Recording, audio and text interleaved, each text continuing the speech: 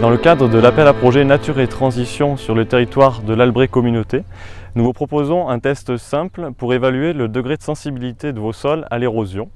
Il s'agit ici du slip test. L'activité biologique est une composante importante des qualités d'un sol. Un sol qui aura une activité biologique importante aura plus de chances de résister à l'érosion. Enterrer un slip en coton dans le sol permet d'observer sa dégradation, qui est le résultat du travail des micro-organismes se nourrissant de la matière organique du sol. A l'inverse, un sol pauvre ou perturbé décomposera beaucoup moins le matériau. Le test du slip est rapide à réaliser et nécessite peu de matériel. C'est un outil simple et accessible pour comparer différents types de sols et guider vos décisions. Il permet notamment de vérifier l'activité biologique de votre sol, d'évaluer l'effet de votre couvert végétal sur la santé du sol et également d'ajuster vos pratiques culturales et vos méthodes de travail du sol en conséquence.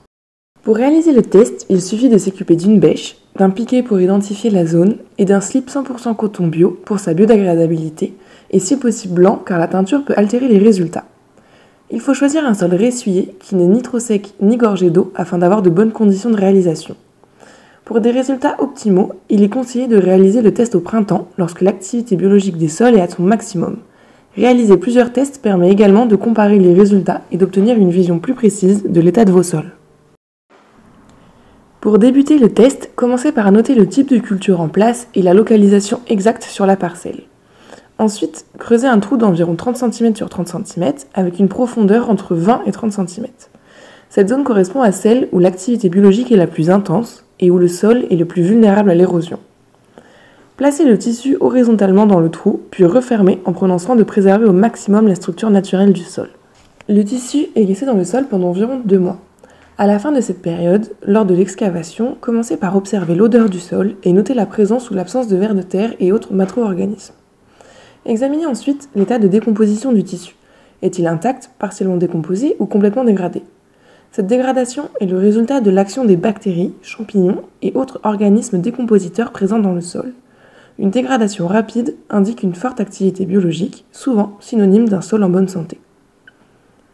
Un sol biologiquement actif produit des substances naturelles qui lient les particules entre elles, renforçant la cohésion et limitant leur érosion par l'eau et le vent. De plus, les micro-organismes et les racines des plantes participent à la formation d'agrégats dans le sol. Ces agrégats améliorent sa perméabilité à l'eau et augmentent sa résistance au glissement ou à l'effondrement.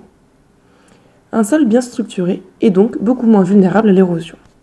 Si le test révèle que le tissu se décompose lentement, cela peut signifier qu'il y a peu d'activité des micro-organismes, souvent à cause d'un manque de matière organique, d'un sol trop compacté ou pollué. Cela signifie également que le sol est plus fragile face à l'érosion, ce qui peut entraîner un ruissellement excessif de l'eau de pluie et la perte de petites particules et de nutriments de surface.